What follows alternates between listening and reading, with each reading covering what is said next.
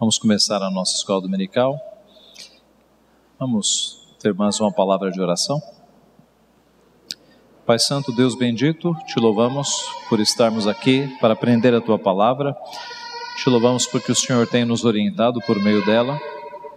Pedimos a Tua graça agora, ó Pai, quando estudaremos mais uma porção da Tua santa palavra. Pedimos a iluminação do Teu Santo Espírito, Pai, para que o Senhor mesmo nos ensine e que, sendo ensinados pelo Senhor, tenhamos um procedimento correto nas coisas relativas à Tua obra. Abençoa-nos, portanto, é o que nós pedimos em nome de Jesus. Amém. Meus irmãos, nós temos visto neste estudo sobre a identidade presbiteriana alguns aspectos sobre o governo bíblico e há poucas semanas nós tratamos sobre o ofício de presbítero. Nós já vimos que no Novo Testamento nós temos dois ofícios que são permanentes, que são o ofício de presbítero e de diácono. Nós temos três ofícios temporários no Novo Testamento: apóstolos, profetas e evangelistas. Estes são ofícios que você encontra no Novo Testamento, mas que foram temporários. Eles cessaram com a morte dos apóstolos. Os ofícios que perduram e dos quais nós temos inclusive instruções para a eleição deles são presbíteros e diáconos. E nós vimos há alguns domingos que dentro do ofício de presbítero nós temos duas ordens. Nós temos aqueles oficiais ou aqueles presbíteros cuja ênfase é o governo e aqueles presbíteros cuja ênfase é o ensino. Ambos são presbíteros e nós vimos que o Novo Testamento os trata como presbíteros, Nós vimos há poucos domingos que bispo, presbítero e pastor no Novo Testamento é a mesma pessoa. É apenas uma forma de destacar um aspecto diferente, mas é o mesmo ofício. E nesta manhã então, depois de nós termos visto alguns domingos atrás o ofício de presbítero regente, que é aquele cuja ênfase é o governo, embora pregue também, mas a ênfase é o governo, nós vamos ver hoje o ofício de presbítero na ordem de docente, cujo ofício ou cuja ênfase seja o ensino. Eu vou recordar algumas questões, especialmente os textos bíblicos. Um dos textos que nos mostra isto é 1 Timóteo 5,17, que está transcrito aqui. Devem ser considerados merecedores de dobrados honorários os presbíteros que presidem bem e com especialidade os que se afadigam na palavra e no ensino. Então o apóstolo Paulo, escrevendo a Timóteo, diz que devem receber dupla honra aqueles presbíteros que governam bem, que presidem bem. E com especialidade, especialmente, aqueles presbíteros que se afadigam na palavra. E a partir daqui você tem uma construção, inclusive histórica, de no corpo de presbíteros de uma igreja, um presbítero abandonar suas atividades, largar a pesca, largar o comércio, largar as suas atividades, para se afadigar na palavra. Este presbítero que larga o seu sustento para se afadigar na palavra é o presbítero docente, Você vê este desenvolvimento. João Calvino, comentando esse texto, ele fala: o significado cristalino das palavras está no fato de que havia alguns homens que governavam bem e de forma honrosa, no entanto, não eram detentores da função pedagógica. Elegiam-se homens solícitos e bem preparados, os quais, juntamente com os pastores num concílio comum, investidos com a autoridade delegada pela igreja, se destinavam a ministrar a disciplina e a agir como censores com vistas à disciplina moral. Calvino explicando estas duas ordens. John Owen, que foi um pastor, um homem que escreveu muito, um homem muito usado por Deus, ele escreve assim: alguns homens que não têm nenhuma habilidade prática para o exercício de governo são equipados com dons para dispensarem a palavra e a doutrina de modo a alimentar o rebanho. E outros que não têm nenhum dom para o desempenho do trabalho pastoral de pregar são equipados para dirigir. Aliás, é bem raro que esses dois tipos de dons existam concomitantemente e destacadamente na mesma pessoa ou sem alguma deficiência bem perceptível. Então, de igual forma, Owen está falando de homens que são mais equipados para para dirigir, para presidir ou governar, que são os presbíteros regentes, e alguns homens que são mais equipados por Deus para a pregação. Nós já vimos em estudos anteriores, quando nós estudamos os dons, que no fundo, meus irmãos, é uma questão de dom mesmo, né? Deus, Ele despeja os seus dons sobre o seu corpo, sobre a igreja.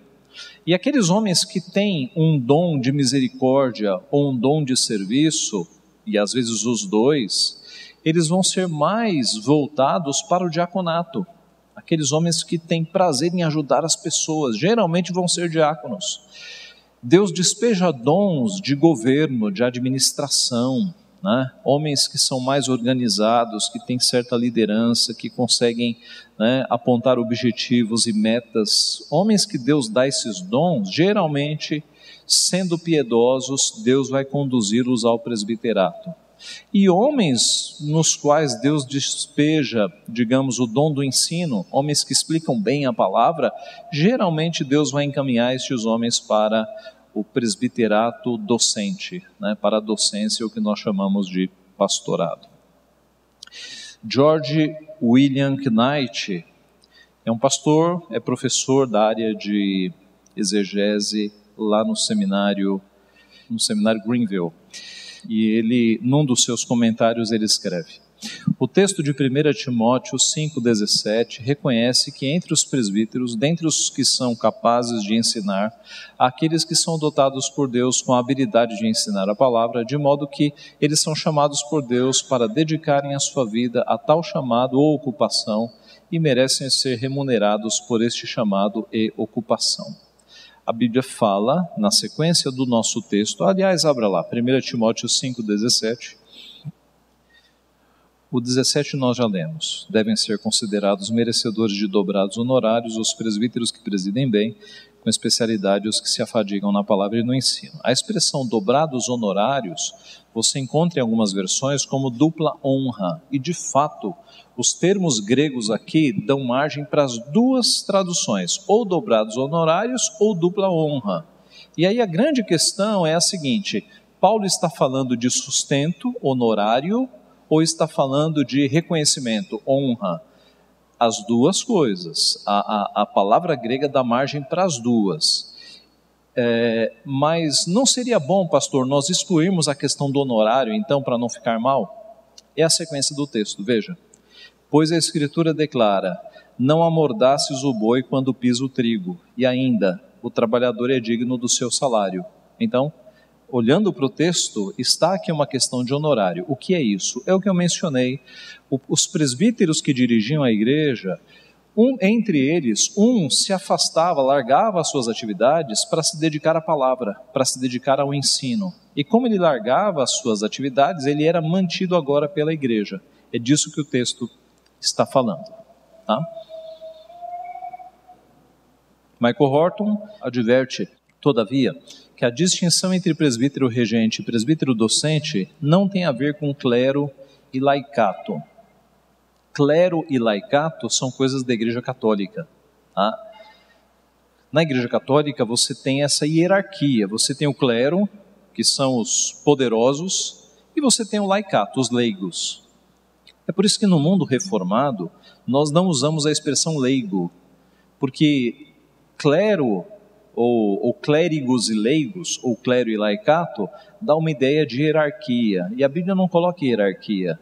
A gente acabou de ler em Tiago, no culto, que você não pode ter locais privilegiados para as pessoas sentarem. Se um rico entrar na igreja com anel de ouro, você fala: ei, vem cá, senta aqui na frente. Você está agindo como um juiz, e é só Deus quem vê o coração. Então na igreja não existem locais especiais, né? Camarotes e lugares de hierarquia. Na igreja, aos olhos de Deus, todos são iguais. Nem o pastor é maior que o presbítero, ou o presbítero é maior que o diácono, ou nós somos maiores que os membros. Aos olhos de Deus nós somos todos iguais, com funções diferentes. Então há essa questão também. Um diácono não é promovido para o presbiterato, e nenhum presbítero é rebaixado para o diaconato. Não há hierarquia, é uma linha horizontal em que todos estão na mesma linha. Os dons é que são diferentes, o serviço é que é diferente, não há hierarquia. Tá? Então, voltando, não tem a ver com clero e laicato, mas com diferentes dons no mesmo nível de autoridade. Visto que a maioria dos presbíteros não é ministro da palavra e do sacramento, a distinção entre aqueles que exercem supervisão espiritual e aqueles que são servidos não é a mesma como aquela entre clero e leigos no sentido comum. Assim como no concílio de Jerusalém consistiu de os apóstolos e os presbíteros, as assembleias mais amplas e locais são compostas de ministros, presbíteros docentes e presbíteros regentes juntos. Então, em termos práticos, no conselho da igreja, você tem, no caso da nossa igreja, um presbítero docente e, no nosso caso, temos 4 presbíteros regentes. Mas há igrejas que têm 3 presbíteros docentes e 10 presbíteros regentes, todos na mesma linha, todos com o mesmo voto, com o mesmo poder de palavra, sem nenhum privilégio. O presbitério, nós já vimos aqui, né, que é aquele conjunto de igrejas de uma região. Quando o presbitério se reúne para julgar os assuntos da igreja, examinar o trabalho, o presbitério é formado por presbíteros docentes e presbíteros regentes, ambos com o mesmo poder de palavra e com o mesmo voto. Tá? Então, mesma linha, mesmo nível de autoridade. Quais são, então, as funções do presbítero? Eu vou falar aqui primeiro das funções gerais, que nós já vimos no presbítero regente, e aí nós vamos entrar nas funções que são próprias do presbítero docente, porque observe, é uma questão de lógica. Se você tem um presbítero no corpo de presbíteros, que ele é chamado para se dedicar à palavra, ele vai ter algumas funções que são mais exclusivas dele, que os regentes não fazem, tá? O Michael Horton citou ali a expressão ministro da palavra e dos sacramentos. Guarde essa expressão, porque ela vai ser importante para nós entendermos por que o presbítero docente é aquele que administra sacramentos e não o regente. Há essa questão, tá? A gente vai chegar nela daqui a pouco. Sobre funções gerais, e eu vou passar rápido por aqui porque nós já vimos. É função de todo presbítero, seja regente ou seja docente, supervisionar a igreja. Tá? Atendei por vós e por todo o rebanho sobre o qual o Espírito Santo vos constituiu bispos. Os presbíteros devem supervisionar o rebanho de Deus, cuidando para que nenhuma ovelha se perca, zelando para que estejam bem alimentadas e andando em caminhos retos. A visitação ao rebanho está incluída na ideia de supervisão. Por que eu estou usando o termo supervisionar? Porque a palavra que aparece no Novo Testamento com o mesmo sentido de presbítero, muitas vezes é bispo, e bispo no grego é episcopos, e episcopos é justamente essa ideia de olhar por cima, epi, cima, scopus, visão, episcopos, olhar por cima, supervisão, super, em cima, visão. No inglês é o mesmo sentido. Supervisionar é olhar de cima, é como um pastor olhando as ovelhas de cima, para ver se está tudo bem, se não tem nenhuma machucada. Então, é tarefa dos presbíteros, de todos, tanto dos regentes quanto dos docentes, supervisionar o rebanho, visitar a igreja.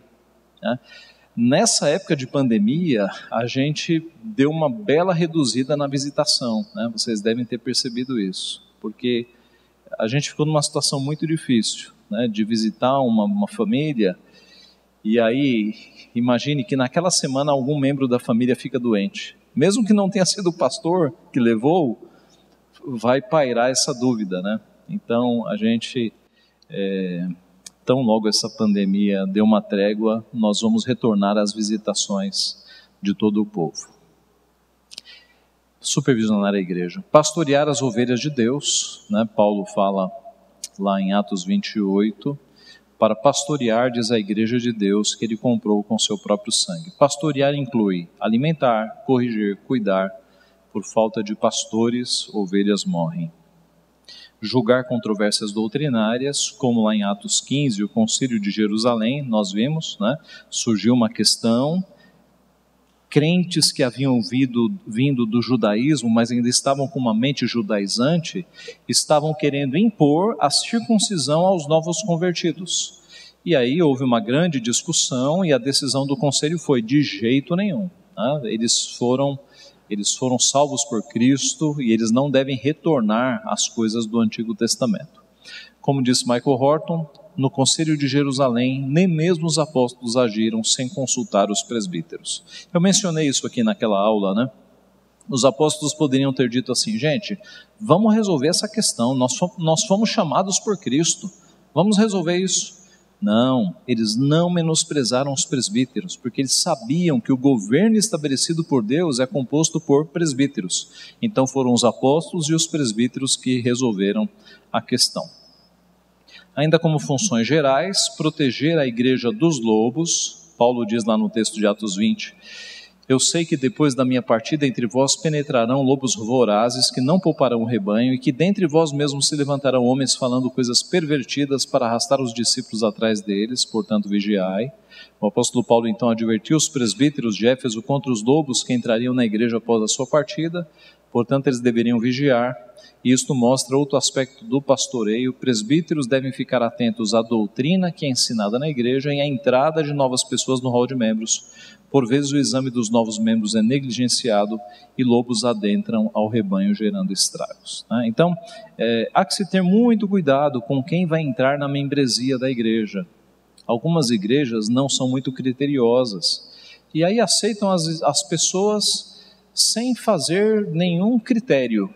E aí daqui a pouco você tem dentro da igreja pessoas pensando como os adventistas, pessoas com crenças espíritas, pessoas com crenças pentecostais, e aí um exército dividido não avança. Então por isso que é necessário muito critério, para que todos tenham o mesmo pensamento, a mesma doutrina, para fazerem parte da igreja.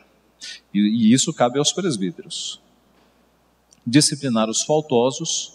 Hebreus 13:17, obedecei aos vossos guias e sede submissos para com eles, pois velam por vossa alma, como quem deve prestar contas, para que façam isto com alegria e não gemendo, porque isto não aproveita a vós outros. Dentro deste processo está a visitação e a conversa.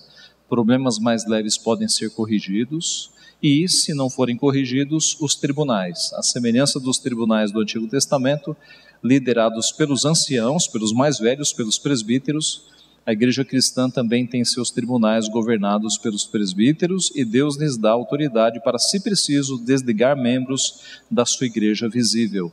O texto de Mateus 18:18 é o que diz que onde estiverem 2 ou 3 reunidos, aí estou no meio deles. Então, Cristo dá autoridade para um conselho de igreja desligar uma pessoa que não se arrepende dos seus pecados. Já vimos tudo isso, né? Em todos os casos, os presbíteros têm que ter em mente as palavras de Hebreus 12:11. Toda disciplina com efeito no momento não parece ser motivo de alegria, mas de tristeza. Ao depois, entretanto, produz fruto pacífico aos que têm sido por ela exercitados, fruto de justiça. Muitas igrejas se tornam fracas e doentes porque os presbíteros não zelam pela disciplina na casa de Deus. Ainda como funções gerais dos presbíteros, cuidar das ovelhas doentes. Está alguém entre vós doente, chame os presbíteros da igreja e estes façam oração sobre ele. E aqui eu digo que faz parte do cuidado pastoral tratar das ovelhas que se encontram doentes, tanto física quanto espiritualmente. Neste sentido, os remédios que Deus coloca à disposição dos presbíteros são a sua palavra, a oração, ambos meios de graça, fortificantes à fé. Quando o membro da igreja está doente, recebe a visita dos presbíteros, com leitura da palavra e oração, a sua fé se reanima e se fortalece. Tá? É claro que os presbíteros vão encaminhar pessoas para médicos, né? Porque se a doença é física tem que ser tratada. Mas nós cremos também no poder de Deus que restaura saúde, seja por meio dos remédios e dos médicos ou sem meios também, né? Diretamente Deus pode curar. E agora sim, entramos nas características ou funções que são mais próprias do presbítero docente. Tá? Veja, um presbítero regente, ele pode pregar. Aliás, hoje nós tivemos, né, um presbítero regente pregando, mas não é a sua especialidade, não é a sua ênfase. A ênfase do docente é a pregação. É por isso que ele é mandado para um seminário. Um dia desses eu escrevi um texto mostrando como esse assunto é tratado com seriedade na Igreja Presbiteriana do Brasil. Em algumas igrejas por aí, menos criteriosas, o indivíduo chega na igreja, eu não me refiro à igreja presbiteriana, eu me refiro a outras denominações, tá? O indivíduo chega na igreja, fala muito bem, conhece um pouco de Bíblia, em 3 meses ele vira pastor, tá? Quem veio do neopentecostalismo sabe disso. No nosso sistema, quais são os prazos? O indivíduo que se sente chamado para o ministério pastoral, ele comunica isso ao conselho da igreja, o conselho chama, o examina para ver se os motivos são piedosos, e se for aprovado, ele entra numa observação de 3 anos. O Tiago Fortunato, ele terminou agora os seus 3 anos de observação. Tá? E não é apenas observação, trabalhos são passados, né? É um processo. Fim deste período, ele vai para o presbitério para ser examinado pelo presbitério. E no presbitério vão examinar, de fato, as motivações que o estão encaminhando para o ministério. Se ele passar, ele vai para o seminário, ele faz um vestibular, bastante difícil, bem difícil. Se ele passar no vestibular, ele começa o curso no seminário. O seminário dura 4 anos para quem faz de manhã e 5 anos para quem faz à noite. É uma faculdade mais difícil do que muitas faculdades, tá? O ensino é dado com muita seriedade. Eu posso falar do seminário que eu dirijo, né, que é o seminário JMC. O aluno vai ter uma carga muito grande de grego e de hebraico para entender a Bíblia na língua em que ela foi escrita, né, o hebraico no Antigo Testamento, o grego no Novo Testamento. Vai ter uma carga muito grande de doutrina, né, de teologia. Vai passar aí 7 ou 8 semestres estudando as grandes áreas doutrinárias. Vai ter uma carga grande de filosofia para entender como é que o pensamento atual chegou a este ponto. E para você entender como uma sociedade pensa hoje, você tem que examinar os desdobramentos do pensamento nos séculos, né? É o que a gente chama de filosofia. Vai ter uma carga grande de língua portuguesa, de inglês, de matérias ligadas à Bíblia como história, arqueologia, geografia bíblica. São mais de 90 disciplinas, né? Está aqui o Demes que está no meio do processo, né? Fazendo lá o seminário. Passando pelo seminário, concluindo o seminário, ele volta para o presbitério, isso então depois de 4 ou 5 anos, e no presbitério ele vai passar por alguns exames. Ele vai fazer um sermão de prova diante dos pastores e presbíteros do presbitério, ele vai se submeter a um exame oral, ele vai ficar aqui na frente e os pastores fazendo perguntas sobre o curso, e ele vai apresentar uma tese e uma exegese. Tese seria o equivalente a uma monografia, a um TCC, um trabalho de conclusão de curso, de um ponto da Confissão de Fé de Westminster. Então ele vai pegar lá, por exemplo, a doutrina da adoção e vai escrever um TCC, uma monografia sobre a doutrina da adoção, por exemplo. Exegese, ele vai pegar uma passagem bíblica, seja do Antigo ou do Novo Testamento, e vai desenvolvê-la na língua original, né? Então, se ele pegar um salmo, ele vai fazer um estudo analítico daquele salmo no hebraico, mostrando os verbos, as conjunções, né? Quais são as implicações daquele texto na língua em que foi escrito. Geralmente é um trabalho aí de 50 páginas, tá? Isso é apresentado no presbitério. Passando no presbitério, ele vira pastor? Não, ele vai ser licenciado. Agora ele tem a licença para atuar como se fosse um pastor. Vai ser designado um campo para ele, geralmente um campo fora da igreja onde ele trabalhou, e ele vai ter um período de 1 ano a 2 anos para ser examinado, para ver se ele de fato tem jeito para ser pastor. Porque passar no seminário é uma coisa, jeito para pastorear é outra. Então vai ter um período aí de 1 ou 2 anos práticos para verificar se ele tem jeito, vocação mesmo para o pastorado. Terminou o período de licenciatura, ele volta para o presbitério para mais exames. Ele vai, os exames da licenciatura, ele vai passar de novo por um exame oral e de novo por um sermão de prova. Sendo aprovado nesses exames finais, aí ele é ordenado ao Sagrado Ministério. Em suma, para ser pastor da Igreja Presbiteriana do Brasil, se o presbitério cumprir o que deve ser cumprido, é um processo que leva de 8 a 10 anos. Tá? De 8 a 10 anos. O que me parece o equivalente às profissões mais sérias do país. Eu desconfio que em medicina, irmãos médicos, é mais ou menos isso, né? Considerando residência e tudo mais, não é isso? Então, veja, irmãos, o pastorado, o presbítero docente, ele vai ser, digamos, um cura-d'almas, um médico de almas. Como não tratar com seriedade um assunto desse? Meus irmãos, um conselho errado de um pastor pode gerar um prejuízo tão grande.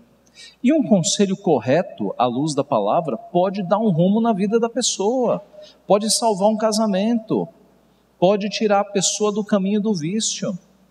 Então, como é que nós não damos atenção à formação dos nossos pastores?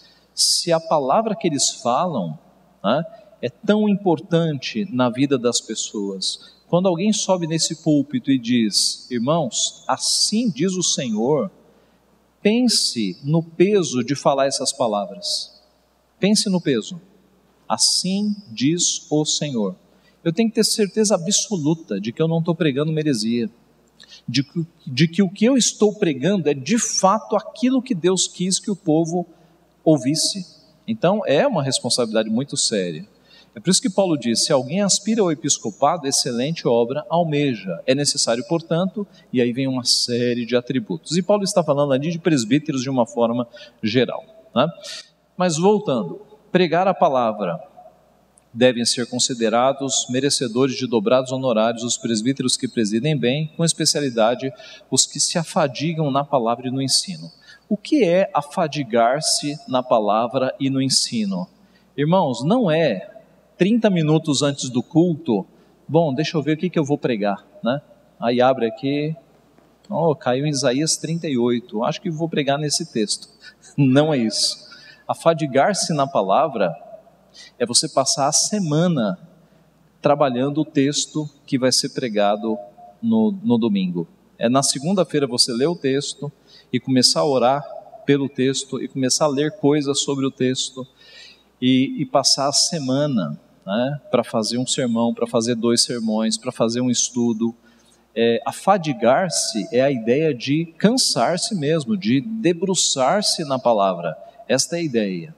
A principal forma do pastoreio vem pelo ensino da palavra. Sobre os ombros do presbítero docente, o ministro da palavra e dos sacramentos, pesa a responsabilidade semanal de alimentar a igreja pelo púlpito. Ele foi chamado para se afadigar na palavra e no ensino. Todavia, o presbítero regente, embora não tenha a responsabilidade do púlpito, deve ser apto para ensinar. Em 1 Timóteo 3, 2, nós lemos isso, né, que deve ser apto para o ensino todo o presbítero.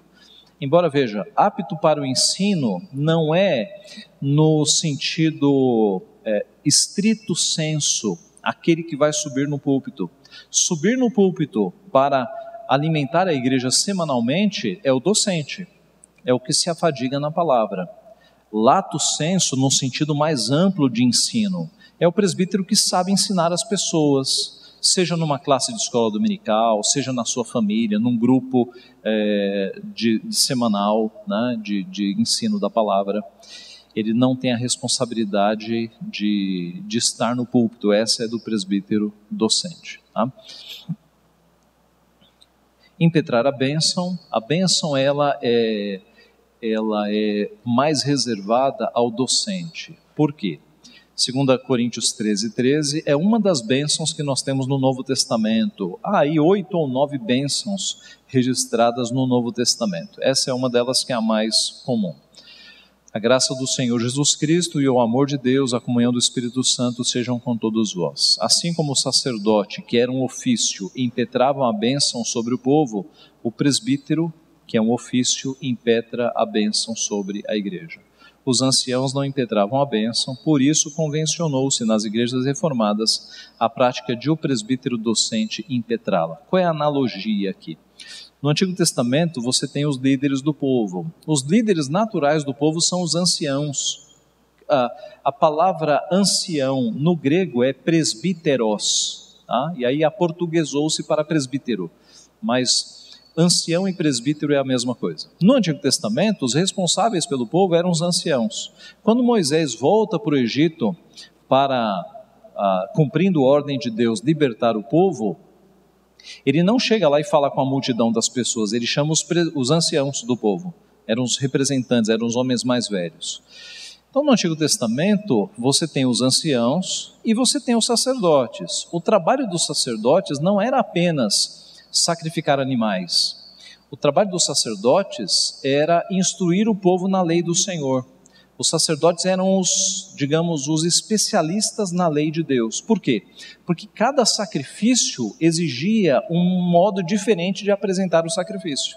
Então, se fosse um cidadão do povo que viesse confessar um pecado, dependendo do pecado, era um tipo de sacrifício que você fazia.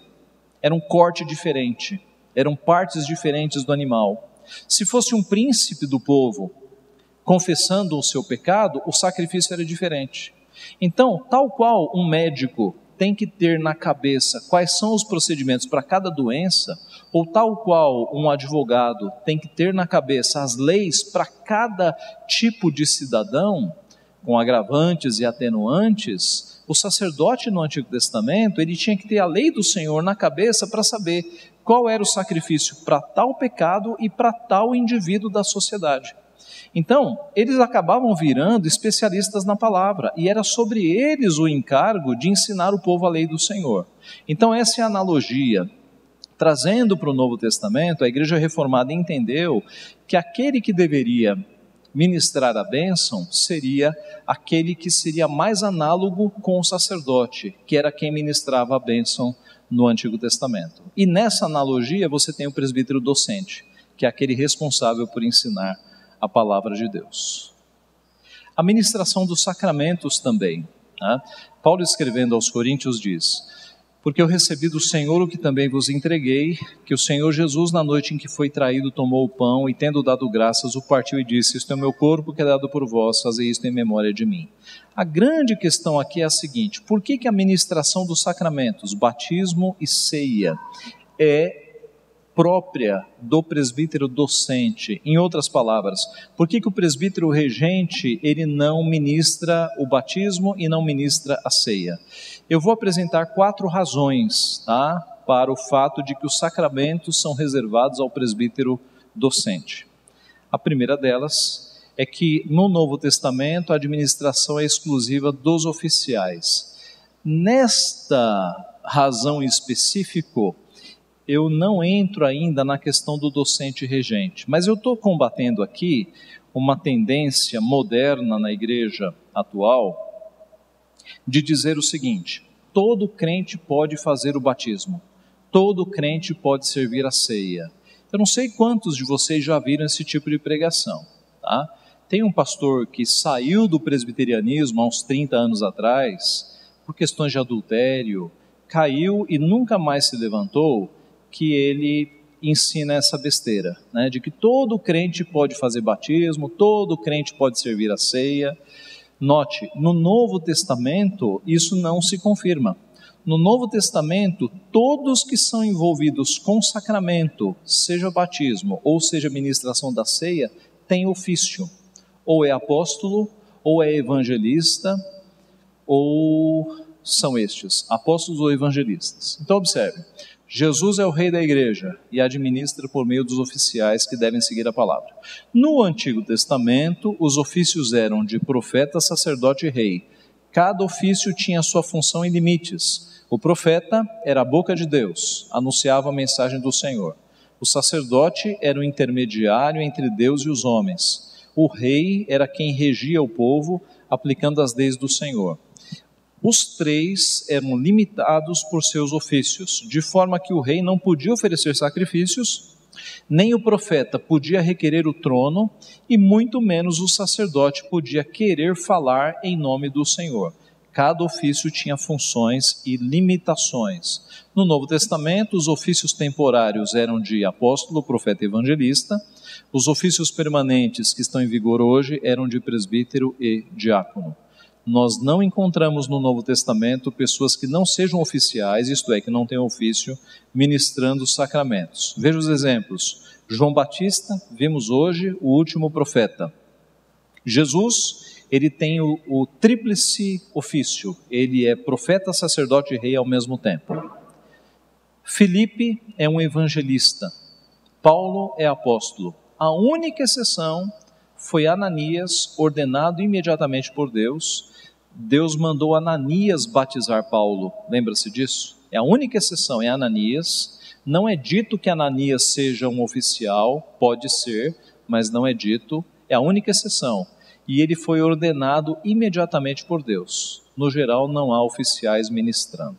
Tá? Então, no Novo Testamento, quando você encontra batismo ou ceia, a pessoa que está ministrando é oficial, ou é apóstolo ou é evangelista. A exceção é Ananias e Deus mandou ele diretamente oficiar. É por isso que nas igrejas reformadas, as igrejas oriundas das reformas, leigos, eu coloco aqui entre aspas, porque não é um termo que a gente usa, não administram sacramentos. Não há base bíblica para isso, apenas oficiais estão autorizados pela palavra a fazê-lo. Ninguém, pois, toma esta honra para si mesmo, senão quando chamado por Deus, como aconteceu com Arão. A ideia do texto aqui é a seguinte: ninguém se autodenomina oficial, né? Então, quando alguém vai tornar-se um diácono, é a igreja quem elege e os presbíteros ordenados pela palavra impõem as mãos sobre ele para que ele vire diácono. Quando alguém quer ser presbítero, ele não se auto-ordena presbítero ou não se auto-ordena pastor. É sempre uma imposição de mãos dos presbíteros da igreja. Tá? E da mesma forma, alguém que não seja oficial não pode dizer, eu vou batizar o meu amigo que ele se converteu. Não, ele não tem essa autoridade. As coisas do governo da igreja são disciplinadas pela palavra. Nós só podemos fazer o que a palavra nos autoriza. Então, essa primeira razão não é ainda no ponto de presbíteros e pastores, ou regentes e docentes, é mais no geral. Agora é que vem a questão, porque os sacramentos são reservados aos docentes. O ensino deve acompanhar o sacramento. Um sacramento, seja a ceia, seja o batismo, é regido, é comandado pela palavra, não é divorciado. Toda autoridade me foi dada no céu e na terra. Ide, portanto, fazei discípulos de todas as nações, batizando-os em nome do Pai, do Filho e do Espírito Santo, ensinando-os a guardar todas as coisas que vos tenho ordenado, e eis que estou convosco todos os dias até a consumação do século. Vocês conhecem, é a grande comissão. E eu digo que a ordem do batismo tem, antes e depois, o elemento do ensino. Observe lá no texto. Aqui está o batizando, não está? Batizando-os em nome do Pai, do Filho e do Espírito Santo. Observe que antes do batizando-os, fazei discípulos. Fazei discípulos. E depois, ensinando-os a guardar todas as coisas que vos tenho ordenado. Isso indica, meus irmãos, que não é apenas um rito de você batizar uma pessoa sem instrução. Tá? Quando alguém vai ser batizado, ele tem que ser instruído, ele tem que ser discipulado. Você discipula uma pessoa, ensina a pessoa os princípios básicos da fé e só depois você batiza essa pessoa. Então observe, o batismo não é uma água mágica que caindo na cabeça da pessoa a santifica. O batismo é um símbolo externo, visível, de algo invisível que já aconteceu no coração da pessoa. E aconteceu como? Pela pregação da palavra, porque a fé vem pelo ouvir da palavra de Deus. Então, o sacramento ele está acoplado e dirigido pela palavra. As duas coisas estão juntas. Tratando sobre isso, João Calvino escreveu: também diz respeito a este assunto saber que não é bom que uma pessoa particular usurpe para si a administração, pois ela é parte do ministério eclesiástico, tanto quanto a dispensação da ceia. Pois Cristo não ordenou nem às mulheres, nem a quaisquer homens que batizassem, mas deu este mandato àqueles que ele havia constituído apóstolos. E quando mandou que os discípulos fizessem, ao administrar a ceia, o que viram que ele havia feito, quando cumpriu a função de um legítimo administrador, sem dúvida quis que eles imitassem nisso o seu exemplo. Observe, Calvino está dizendo aqui que ninguém pode usurpar a ministração da ceia. A ceia, ela não é ministrada por mulheres. Nós não temos pastoras, e nem presbíteras, e nem diaconisas, e nem a quaisquer homens. Nós não podemos ter alguém aqui ministrando o sacramento que não tenha sido autorizado e ordenado para isso. Pois as palavras de Cristo são claras: ide ensinai a todas as nações e batizai-as. Uma vez que ele constituiu pregadores do Evangelho, os mesmos ministros do batismo, e que ninguém na igreja, segundo o apóstolo, deve usurpar esta honra, senão aquele que for chamado como Arão, qualquer um que batize sem vocação legítima apodera-se do ofício de outro. Paulo clama claramente que tudo o que se empreende com a consciência dividida, ainda que em coisas sem importância, como comida e bebida, é pecado. Portanto, peca-se muito mais gravemente quando uma mulher batiza, uma vez que a regra estabelecida por Cristo é claramente violada, pois bem sabemos que é pecado separar as coisas que Deus juntou. Dia desses, Vivian me mostrou uma pessoa da escola, postando fotos de uma menina sendo batizada por 2 pastoras, e a gente viu aquilo com muita tristeza, porque não existe pastora, a Bíblia não autoriza mulheres ao pastorado, você não tem base bíblica nenhuma sobre isso, Na Bíblia, o homem é colocado como o cabeça, a mulher como auxiliadora, e nos nossos dias você tem pastoras batizando. Na verdade, meus irmãos, é um derramar de águas, Não houve batismo ali, não houve batismo de forma alguma. E Calvino dá a entender que já era um problema na sua época, por ele fazer essa observação. Na mesma linha, outro pastor, Herman Bavinck, escreve o seguinte: alguns como Grotius, Salmásios e Episcopius e outros, dentre outros, afirmam que se o sacerdote ou ministro regular estiver ausente, a ceia do Senhor também pode ser ministrada por um membro comum da igreja. No entanto, essa opinião não é bem fundamentada. Em Mateus 28:19, a ministração do batismo, juntamente com a da palavra, foi confiada aos apóstolos. Eles, juntamente com os ministros, são os distribuidores dos mistérios de Deus, os proclamadores dos segredos que Deus revelou no Evangelho de Cristo, despenseiros de Deus, cuja tarefa é distribuir sua graça. Nós vamos daqui a pouco falar sobre despenseiros dos mistérios de Deus.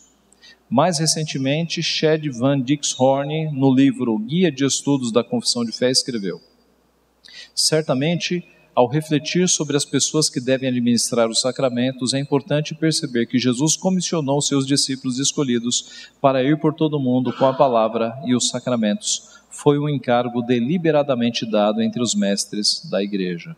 Observe, os apóstolos são estabelecidos para avançar sobre o mundo, levantando presbíteros, ordenando presbíteros para que os presbíteros pastoreiem as igrejas. Então, há uma passagem dessa autoridade dos sacramentos para aqueles que pastoreariam. Em suma, o mandamento de ensinar e batizar foi dado aos apóstolos, os primeiros pastores da igreja.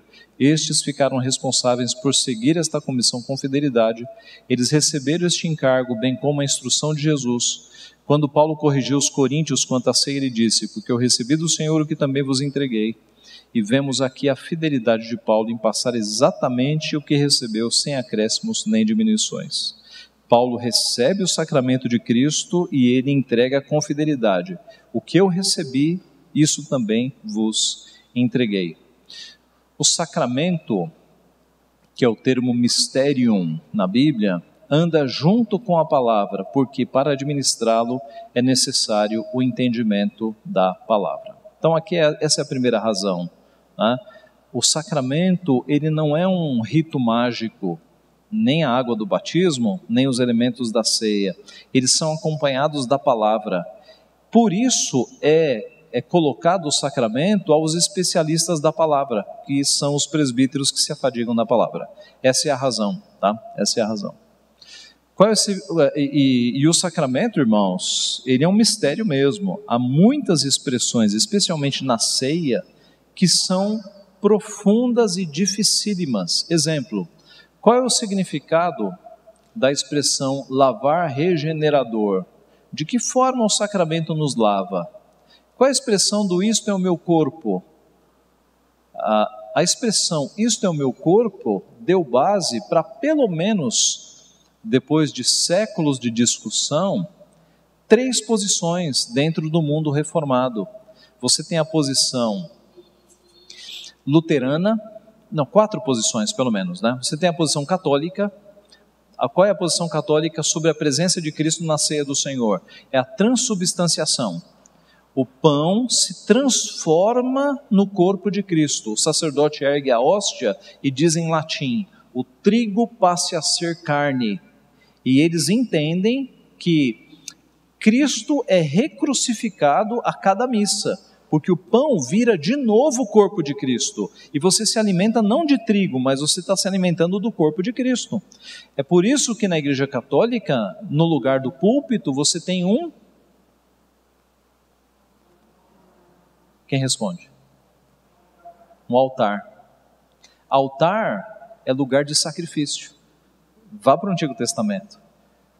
É por isso que na Igreja Católica, a liturgia e o rito é o do Antigo Testamento. A liturgia católica inteira é pautada no Antigo Testamento. É por isso que eles têm aquelas roupas sacerdotais, o padre é chamado de sacerdote. Toda a liturgia católica é pautada no Antigo Testamento. Você tem um altar para o sacrifício, o trigo se transforma em carne, o corpo de Cristo está ali presente, sendo reverenciado, honrado. Eles fizeram até um feriado, não fizeram? Como é que chama? Corpus Christi, o corpo de Cristo. Estão percebendo? Então, no sistema católico, é a transubstanciação, é a transformação da substância. O trigo, miraculosamente, embaixo da palavra do sacerdote, se transforma em carne. É por isso que você não pode morder a hóstia, porque talvez sangre. Não vai sangrar, né? Mas a ideia deles é que no estômago vira carne de novo, tá? É a transubstanciação. Rejeitamos, isso não tem base bíblica de forma alguma. Os luteranos, eles entenderam a chamada consubstanciação. É a presença física de Cristo no sacramento. É a presença física espiritual. Não há uma transformação da substância, mas Cristo está ali. Tá? Eles deram um passinho só fora do catolicismo. A corrente de Zwinglio é a corrente memorial. Para Zwinglio, ele ensinou: não há transformação e nem há presença de Cristo, física ou espiritual. Mas o sacramento é uma mera memória. Por isso que eles enfatizam: fazer isso em memória de mim. Que de fato é o texto bíblico, mas não é a ênfase do texto bíblico. Para o zwingliano, a ceia não é alimentação espiritual, é uma mera recordação. Não tem nenhum alimento espiritual sendo ministrado ali, não há presença de Cristo, nem espiritual, nem física. É um mero memorial, uma mera recordação. Também não tem base bíblica. A última posição, que é a posição das igrejas reformadas, presbiteriana, calvinista, é a chamada presença espiritual. Cristo está no sacramento espiritualmente. A palavra é quem está nos alimentando no sacramento. E há uma presença espiritual de Cristo. Não há o seu corpo ali, nem transformado e nem consubstancialmente, mas há uma presença espiritual, né? Nós somos alimentados pela ceia. Não é um memorial como defendera Zwinglio. A ceia é de fato verdadeiro alimento. A ceia é de fato verdadeiro alimento. Por exemplo, o texto de 1 Coríntios 10 fala assim: porventura o cálice da bênção que abençoamos não é a comunhão do sangue de Cristo? Eu estou em 1 Coríntios 10, 16. O pão que partimos não é a comunhão do corpo de Cristo? Observe, não é um memorial. No cálice nós temos comunhão com o sangue de Cristo. No pão nós temos comunhão com o corpo de Cristo. Porque nós, embora muitos, somos unicamente um pão, um só corpo, porque todos participamos do único pão. Então, 1 Coríntios 10, versos 16 e 17, não falam de um memorial, falam de que quando nós participamos do pão e do vinho, nós estamos participando da comunhão, nós estamos em comunhão com o próprio Cristo. Tá? Então, observe, só fechando esse parênteses, né? Durante séculos, teólogos debateram o que significa a expressão, isto é o meu corpo. A expressão, isto é o meu corpo, deu ensejo para séculos de debate, para pelo menos essas 4 posições que eu mostrei para vocês. Tá? Observe então que quem deve ministrar o sacramento é quem se afadiga na palavra, porque o sacramento não é um rito mágico, é um rito envolvido e mergulhado na palavra, em significados bíblicos. Discernir o corpo. O que significa discernir o corpo? Quem come e bebe para si sem discernir o corpo, come e bebe juízo. Observe que a palavra tem que reger o sacramento. É necessário afadigar-se na palavra para entender e explicar estas profundas expressões bíblicas. Por isso, o sacramento foi associado ao ministro da palavra. Historicamente, se estabeleceu esta expressão. Ele é o ministro da palavra e dos sacramentos. Tá? É aí que nasce a expressão. Os ministros da palavra são ministros do sacramento. A palavra sacramento vem do grego mysterium, algo encoberto que deve ser revelado. Agostinho definiu o sacramento como um sinal visível de uma graça invisível. A água, o pão e o vinho não têm palavras, mas falam eloquentemente, têm profundo significado. Sacramento é linguagem não verbal e Deus utilizou muitas vezes linguagem não verbal para expressar a sua verdade. Aliás, meus irmãos, a única linguagem não verbal ou a única encenação, no sentido mais técnico da palavra, que nós estamos autorizados a fazer num culto ou representação física de algo, é no sacramento. É a única autorização que nós temos. Nós podemos fazer um teatro aqui no meio do culto? Não podemos. Nós podemos ter uma coreografia aqui na frente, um balé santo no meio do culto? Não podemos. A única manifestação física que nós podemos ter num culto, uma espécie de... Não vou usar encenação não, porque é fraco, mas a ideia de elementos que não sejam a palavra são os sacramentos. É quando o pastor pega os elementos e mostra para a igreja, este é o pão, este é o cálice, e é quando o pastor levanta a água do batismo e asperge na cabeça de uma pessoa. São os únicos símbolos autorizados, sem presbítero. Como? São símbolos, exatamente. São os únicos símbolos autorizados, tá, que nós temos no Novo Testamento, que apontam para realidades, né? O sacramento não pode ser divorciado da palavra. A mensagem verbal aperfeiçoa e completa a mensagem não verbal. Em 1 Coríntios 4:1, o apóstolo Paulo escreveu que assim, pois, importa que os homens nos considerem como ministros de Cristo e despenseiro dos mistérios de Deus. Essa expressão é chave, tá? Despenseiros dos mistérios de Deus. Veja que mistério é sinônimo de sacramento. Comentando esta passagem, Bavinck escreveu: com referência a esses mistérios, deve-se, indubitavelmente, sem dúvida, antes de tudo, pensar na palavra do Evangelho. Entretanto, o sacramento segue a palavra e está sempre conectado a ela. Em Jerusalém, os apóstolos se dedicaram ao ministério da oração e da palavra. No partir do pão, Paulo falou: dar graças na ceia do Senhor era uma parte do ministério da palavra e, portanto, era algo atribuído ao ministro, embora, como o partir do pão em 1 Coríntios 10:16 seja representado como um ato da congregação, de acordo com o Didaquê, que é um documento antigo dos primeiros séculos da igreja. Portanto, a ação de graças é a Eucaristein, ou em português a Eucaristia, que é a ação de graças, né? É tarefa própria dos profetas. De acordo com Inácio, é a tarefa do bispo. De acordo com Justino, é a tarefa que pertence ao ministro que preside, proestos, enquanto a este respeito os diáconos serviam e davam o pão e o vinho aos comungantes. Essa ligação exclusiva da ministração da ceia do Senhor com a palavra prova que o ministro age em nome de Cristo e funciona como despenseiro e distribuidor dos seus mistérios. Está lá na dogmática reformada.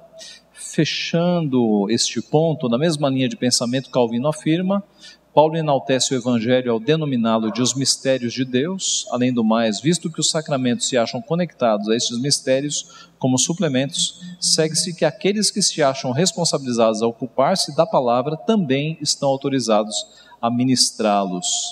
E o Shed Van Dixhoorn, no seu livro mais recente, diz: se os sacramentos são adequadamente denominados mistérios do Evangelho, pode ser que o Novo Testamento ensine que os sacramentos devem ser ministrados pelos ministros, pois o apóstolo Paulo diz: assim, pois, importa que os homens nos considerem como ministros de Cristo e despenseiros dos mistérios de Deus. Esta é a terceira razão, então, que mostra que quando Paulo fala que os ministros são os despenseiros dos mistérios de Deus, mistérios é evangelho de uma forma geral, mas muito propriamente os sacramentos, porque a palavra sacramento é mistério também. E aí aquele que se afadiga na palavra, ele tem o encargo também de ministrar a palavra por meio dos sacramentos. Esta é a ideia. Como é que isso se configurou nas confissões reformadas? Você sabe que uma confissão é um documento de uma igreja expressando a sua fé, aquilo no qual ela confessa. A Igreja Presbiteriana do Brasil tem a Confissão de Fé de Westminster, que é um documento que mostra a nossa doutrina. Mas outras igrejas que surgiram da Reforma fizeram as suas confissões também. Como é que esse ensino é tratado nestas igrejas? Veja, por exemplo, a Confissão Belga, ali da época, ainda da época da Reforma, 1561, eles escreveram o seguinte: cremos que esta verdadeira igreja deve ser governada conforme a ordem espiritual que o nosso Senhor nos ensinou na sua palavra. Deve haver ministros ou pastores para pregarem a palavra de Deus e administrarem os sacramentos. Deve haver também presbíteros e diáconos para formarem com os pastores o conselho da igreja. Assim eles devem manter a verdadeira religião e fazer com que a verdadeira doutrina seja propagada, que os transgressores sejam castigados e contidos de forma espiritual e que os pobres e aflitos recebam ajuda e consolação conforme necessitam. Os ministros, por sua parte, nos administram somente o sacramento que é visível, mas nosso Senhor nos concede o que o sacramento significa, a saber, os dons invisíveis da graça. Ele lava a nossa alma, purificando-a e limpando-a de todas as impurezas e iniquidades. Deus lava a nossa alma. Ele renova o nosso coração, enchendo-o de toda consolação e nos dá a verdadeira certeza de sua bondade paternal. Ele nos reveste do novo homem, despindo-nos do velho com todas as suas obras. O Catecismo de Heidelberg, que também é uma expressão de igreja reformada. Cristo me mandou, assim como a todos os fiéis, comer do pão partido e beber do cálice em sua memória. E ele acrescentou esta promessa: primeiro que, por mim, seu corpo foi sacrificado na cruz e que por mim seu sangue foi derramado, tão certo como vejo com meus olhos que o pão do Senhor é partido para mim e o cálice me é dado. Segundo, que ele mesmo alimenta e sacia minha alma para a vida eterna com seu corpo crucificado e seu sangue derramado, tão certo como recebo da mão do ministro e tomo com minha boca o pão e o cálice do Senhor. Eles são sinais seguros do corpo e do sangue de Cristo. O Catecismo de Heidelberg, ele tem uma linguagem bastante próxima das pessoas, É um catecismo assim mais pastoral, é gostoso de ler, e ele usa sempre os pronomes na primeira pessoa, como vocês viram aqui. E ele está confirmando isso, de que eles criam também que era o docente quem celebrava e administrava o sacramento. A segunda confissão helvética: pois o próprio Senhor nosso não nomeou nenhum sacerdote na igreja do Novo Testamento, que tendo recebido a autoridade do sufragâneo, ofereça sacrifícios diariamente, isto é, a própria carne e o sangue do Senhor, pelos vivos e mortos, mas ministros que ensinem e administrem os sacramentos. Os ministros, despenseiros dos mistérios de Deus. Contudo, para explicar mais completamente o ministério, o apóstolo acrescenta que os ministros da igreja são ecônomos ou despenseiros dos mistérios de Deus. Despenseiro, gente, era o escravo que ficava responsável pela despensa da casa. Era o escravo que ficava responsável por administrar os bens. Essa era a figura ali do Novo Testamento, por isso despenseiro. Ora, em muitas passagens, especialmente em Efésios capítulo 3, São Paulo chamou mistérios de Deus ao Evangelho de Cristo, e os escritores antigos também chamaram mistérios aos sacramentos de Cristo. Assim, é para isto que os ministros da igreja são vocacionados, para pregar o Evangelho de Cristo aos fiéis e para administrarem os sacramentos. Por isso, o ministro da palavra e dos sacramentos. Ainda nesta confissão, os deveres do ministro. São vários os deveres dos ministros, no entanto, em geral, se restringem a 2, nos quais todos os outros estão incluídos: o ensino evangélico de Cristo e a legítima administração dos sacramentos. Mas, além de tudo isto, é seu dever administrar os sacramentos, recomendar o uso justo deles e, pela sã doutrina, preparar todos para recebê-los, conservar também os fiéis numa santa unidade, impedir os cismas, enfim, catequizar os ignorantes, recomendar à igreja as necessidades dos pobres, visitar, instruir e conservar no caminho da vida os enfermos e os afligidos por várias tentações. Ensinamos que o batismo não deve ser administrado na igreja por mulheres ou por parteiras. São Paulo vetou à mulher os ofícios eclesiásticos. O batismo pertence aos ofícios eclesiásticos. Observe que não seria gratuitamente que eles mencionariam que o batismo está proibido para parteiras, né? Tudo indica parteiras andaram batizando crianças aí no nascimento, tá? Os cânones de Dort. Por esta razão, os apóstolos e os mestres que o sucederam piedosamente instruíram o povo acerca da graça de Deus para a sua glória e para a humilhação de toda a soberba do homem. Ao mesmo tempo, eles não descuidaram de manter o povo, pelas santas admoestações do Evangelho, sob a ministração da palavra, dos sacramentos e da disciplina. Agora a nossa confissão de Velho Westminster, e observe que ela vem depois, né? Ela sobe no ombro dos gigantes. Quando Westminster é feita, aproveita-se a doutrina das outras confissões. Há apenas 2 sacramentos ordenados por Cristo nosso Senhor no Evangelho, o batismo e a ceia do Senhor, nenhum dos quais pode ser administrado senão por um ministro da palavra legalmente ordenado. Então Westminster está combatendo aqui, primeiro, o catolicismo, que crê em 7 sacramentos, né? Para a igreja romana, casamento era sacramento, extrema-unção era sacramento, crisma, uma série de outros sacramentos que não têm base bíblica. Então, primeiro, há 2 sacramentos no Novo Testamento e eles devem ser administrados por homens ordenados, em imposição de mãos dos presbíteros. Depois, o elemento exterior usado nesse sacramento é a água, com a qual a pessoa é batizada em nome do Pai, do Filho e do Espírito Santo, por um ministro do Evangelho legalmente ordenado. Nesta ordenança, o Senhor Jesus constituiu os seus ministros para declarar ao povo a sua palavra de instituição, orar, abençoar os elementos, pão e vinho, e assim separá-los do uso comum para um uso sagrado, para tomar e partir o pão, tomar o cálice, dele participando também, e dar ambos os elementos aos comungantes, e tão somente aos que se acharem presentes na congregação. Tem um monte de coisa aqui. Olha só. Primeiro, o pastor, os ministros, né, declaram ao povo a palavra da instituição. Você já reparou que a gente começa a ceia sempre lendo um texto bíblico? Ou Mateus 26, ou 1 Coríntios 11? São as palavras de instituição. A gente está lendo o que a própria palavra diz acerca do sacramento. Na sequência, o pastor ora para que os elementos sejam consagrados para aquele uso santo. E a gente ora para que Deus abençoe os elementos, pão e vinho, e assim separá-los para o uso comum, para o uso sagrado. Na sequência, o pão e o vinho são partidos e tomados, participando e dando ambos os elementos aos comungantes. Observe, no catolicismo, apenas a hóstia é dada aos fiéis, o vinho não. Numa missa católica, quem participa do vinho? Só o padre. Já perceberam? Eles distorceram. Está tudo errado lá, né? Está tudo errado mesmo. Mas esse é mais um dos erros.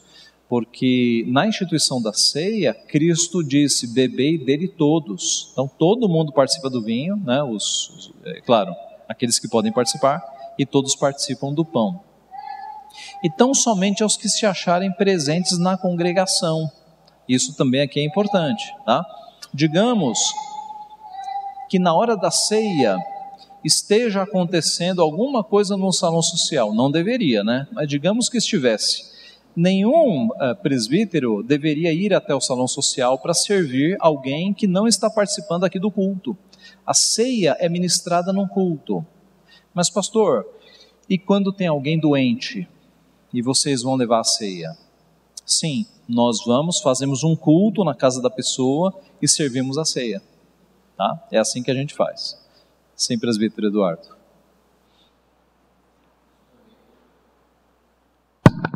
Isso também agora, principalmente na época de pandemia, que houve algumas igrejas fazendo Santa Ceia online, né? A pessoa separava o seu pão, o seu vinho em casa e participava da sua casa na ceia, né? Isso também, essa determinação de Westminster vai contra isso também. Totalmente. Teve até drive-thru, né? Então, vamos falar sobre isso, porque é instrutivo, né? A gente está no meio de tempos difíceis. Existe ceia online? Não existe, irmãos, não existe ceia online, porque você faz aqueles que estão presentes na congregação. Ah, mas a presença virtual? Não, presença virtual não é igual. A presença virtual é virtual, tá? Você está olhando para uma tela. Presença mesmo é estarmos todos aqui, juntos, comendo do mesmo pão. Vocês viram o texto que eu citei aqui de 1 Coríntios 10? O pão que partimos não é a comunhão do corpo de Cristo? Na ceia presencial, você tem um pão aqui que foi partido, e todo mundo está comendo do mesmo pão. Você tem uma mesma jarra de vinho, e todo mundo está bebendo da mesma jarra de vinho. Isso é comunhão. Agora, quando eu digo, você que está em casa, pegue um pedacinho de pão, ou pegue aí um suco de uva, e aí você participe, quebrou-se o elemento da comunhão. A gente está em comunhão no mínimo virtual, mas não é a comunhão presencial, tá?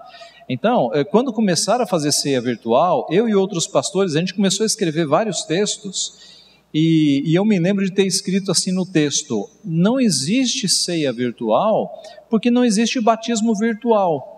Pois não é que um maluco de outra denominação não fez um batismo virtual? E filmou, né? Isso está na internet. Ele, numa videoconferência, ele jogou água na televisão, né? E assim, ele até virou aspersionista, né? Ele não é, mas jogou água na televisão, dizendo que aquilo era um batismo. Não é ridículo, gente, um negócio desse? Alguém pensar em algo assim? Então, não existe sacramento online. A ceia é quando o povo de Cristo se reúne para comer do mesmo pão e beber do mesmo vinho, numa mesma cerimônia, né?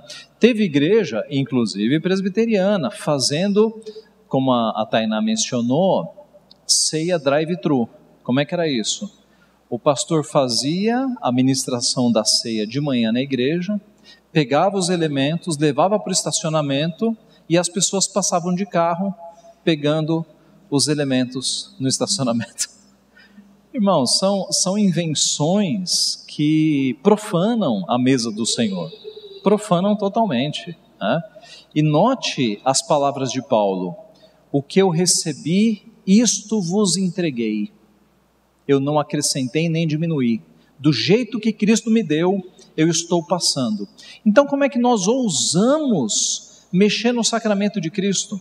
Como é que nós ousamos inventar um jeito de ter ceia em que as pessoas não estejam presentes? Percebe a gravidade disso? É blasfemar contra a mesa do Senhor. Como é que nós ousamos trocar os elementos? Michael Horton, num dos seus livros, fala de igrejas na Califórnia trocando o pão e vinho por batata chips e refrigerante na hora da ceia. Como é que alguém ousa blasfemar da mesa do Senhor desta forma, né? Então, mas está cheio de igreja por aí fazendo esse tipo de coisa. Então, muito cuidado, as coisas do Senhor são sérias, né? O que Deus instituiu na ceia tem que ser feito com fidelidade, tá? Então, no caso de uma pessoa que está doente ou na pandemia, o que o conselho faz? Ele vai à casa da pessoa, soa, faz um culto, e no ambiente de culto é que nós servimos a ceia, tá? A ceia, ela sempre acontece no ambiente do culto. Eu não tenho nenhuma autorização de chegar na casa da pessoa com os elementos, trouxe a ceia para você. De jeito nenhum, a ceia acontece sempre no culto, aos que estão presentes no culto. Pastor, e ficar sem a ceia? Porque aí foi um período que nós ficamos sem, e quando retornou, esse eu acho que foi o correto. Mas esse período que ficou sem a ceia, não teve... Nós ficamos mais fracos. A Margarete levanta aqui que a gente passou um período de meses sem a ceia, né, privados da ceia. Então observe, nós ficamos mais fracos porque a ceia é a alimentação, mas nós não fomos privados da palavra, né? Porque aí o assunto agora é meios de graça. Quais são os meios pelos quais Deus alimenta o seu povo? Bíblia, oração e sacramento. Então, na pandemia, nós ficamos privados do sacramento, mas nós não ficamos privados da oração e da palavra. Então, a oração e a palavra nos susteve, tá? Sim, presbítero Marcos. É só uma lembrança histórica, né, que na igreja cristã, nem sempre se celebrava a ceia todos os domingos. Havia interpretações diferentes, ou seja, a necessidade da ceia alimenta espiritualmente. Eu creio que todos nós estamos de pleno acordo. Mas a frequência da ceia foi até motivo de bastantes debates, né? É verdade. João Calvino queria que a ceia em Genebra fosse todo domingo, mas chegou-se à conclusão lá que não, né, que a ceia seria ministrada só nos dias... em alguns dias especiais, não era nem todo mês, né? Aqui na nossa igreja nós fazemos uma vez por mês. Na maioria das igrejas presbiterianas é assim. Há igrejas presbiterianas que fazem 2 vezes por mês, há igrejas presbiterianas que fazem todo domingo. É uma questão de convenção, né, de fato. O importante é que ela seja ministrada, e esse entendimento de que é um sacramento ordenado pelo Senhor, né? Mas aí as circunstâncias vão determinar quantas vezes ela será ministrada no mês. Devo dizer também que num país nosso de dimensões, né, dimensões continentais, e num passado de mais igrejas do que pastores, algumas igrejas participavam da ceia uma vez por semestre, uma vez por ano. A minha família no Ceará, no passado, eles tomavam a ceia uma vez por ano, que era quando o pastor saía de Fortaleza e ia visitar a igreja para batizar quem tivesse que batizar e para ministrar a ceia. Durante 70 anos, o nosso povo lá ficou recebendo a ceia uma vez por ano, né? Então havia isso também. Como é que eles se mantinham? Alimentados pela palavra e pela oração, tá? Catecismo Maior de Westminster. Cristo ordenou que os ministros da palavra, na administração destes sacramentos, separassem o pão e o vinho do uso comum pela palavra da instituição, ação de graças e oração, que tomassem e partissem o pão e dessem, tanto este como o vinho, aos comungantes, os quais, pela mesma instituição, devem tomar e comer e beber o pão e o vinho, em grata recordação de que o corpo de Cristo foi partido e dado, e o sangue derramado por eles. Aqui, o catecismo repetindo o que está na confissão de fé. Os sacramentos do batismo e da ceia do Senhor concordam em ser Deus o autor de ambos, em ser Cristo e os seus benefícios a parte espiritual de ambos, em ambos serem selos do mesmo pacto, em não deverem ser administrados senão pelos ministros do Evangelho e em deverem ser continuados na Igreja de Cristo até a sua segunda vinda. Nós vamos depois, irmãos, ter um estudo só sobre sacramentos, tá? Então eu vou voltar ao meu ponto principal aqui, que é a questão daquele que é ordenado, do docente sendo o administrador do sacramento. Concluindo, né, temos 4 fortes razões para não participarmos de uma ceia doméstica, uma ceia online, administrada por quem não é pastor. Deixe-me só dar um exemplo aqui para ficar muito claro. Na época da pandemia, alguém me perguntou o seguinte: tá bom, pastor, eu sei que ceia online não é algo permitido. Agora, o senhor é pastor, por que o senhor não faz uma ceia na sua casa para alimentar o povo da sua casa? E a minha resposta foi: porque se eu tenho membros na igreja que estão privados e a igreja é o corpo dos fiéis, como é que eu vou fazer uma ceia só para minha família? Uma ceia privativa? Não é justo. Eu vou ficar privado até que o corpo de Cristo se reúna e aí nós possamos tomar a ceia juntos. E foi o que aconteceu, né? E vocês se lembram, quando nós retornamos, a alegria que foi participar da ceia de novo, tá? Isso é ceia, é comunhão do corpo de Cristo. É todo mundo junto, não pode ter uma ceia particularzinha aqui, né? É o povo de Deus reunido. Então, primeiro, a constatação de que no Novo Testamento os sacramentos são sempre administrados por oficiais, tem que ser oficial. Segundo, a averiguação de que o sacramento sempre vem acompanhado do ensino e explicado por ele. Terceiro, a confirmação de que os ministros de Cristo são os despenseiros dos mistérios de Deus e nestes também estão os sacramentos. E quarto, o reconhecimento das igrejas de que este é um ensino bíblico, fazendo parte, portanto, das principais confissões de fé reformadas. A percepção destas verdades nos guardará do erro. E errar na participação do sacramento é pecado grave. Os coríntios foram disciplinados por causa disso. Diz o texto bíblico: eis a razão porque há entre vós muitos fracos e doentes, e não poucos que dormem. Tudo indica que isso aqui era um eufemismo para a disciplina do Senhor, né? Tirando a vida mesmo. Que Deus nos livre de profanarmos a mesa do Senhor. E aqui nós encerramos. Nós vimos então, meus irmãos, nesta manhã, que há dois ofícios, o de presbítero e o de diácono. No ofício de presbítero você tem a ordem dos regentes e dos docentes, e que aos docentes você tem funções próprias de pregação da palavra, afadigar-se na palavra, da ministração da bênção, porque no Antigo Testamento ela era associada àquele que ensinava, que era o sacerdote, e a ministração dos sacramentos, né, que como vimos, ele está atrelado à palavra. Então aquele que se afadiga na palavra tem a responsabilidade também de ministrar a palavra por meio dos sacramentos. Tá? Essa é a razão porque na igreja presbiteriana e nas igrejas reformadas, a palavra, a bênção e os sacramentos, eles são funções mais próprias do presbítero docente. Ok? Alguma dúvida? Alguma palavra? Vamos orar então. Pai Santo, te agradecemos pela tua palavra que nos orienta, que nos dirige. Te agradecemos pelos irmãos do passado que se debruçaram sobre este tema e com base na tua palavra estabeleceram, ó Pai, estes ensinos pautados na tua palavra. Te agradecemos porque é o Senhor quem levanta homens para o teu trabalho e pedimos que nos abençoe para que bem pastoreemos o teu povo, que o teu povo seja suprido, fortalecido pela tua palavra, pelos sacramentos, pelos meios de graça. Nós te louvamos por esta igreja, pedimos que o Senhor continue cuidando de nós e pedimos a tua bênção sobre este domingo, Pai. Traz-nos logo mais do culto da noite para continuarmos adorando o teu nome. É o que nós pedimos e agradecemos em nome de Jesus. Amém.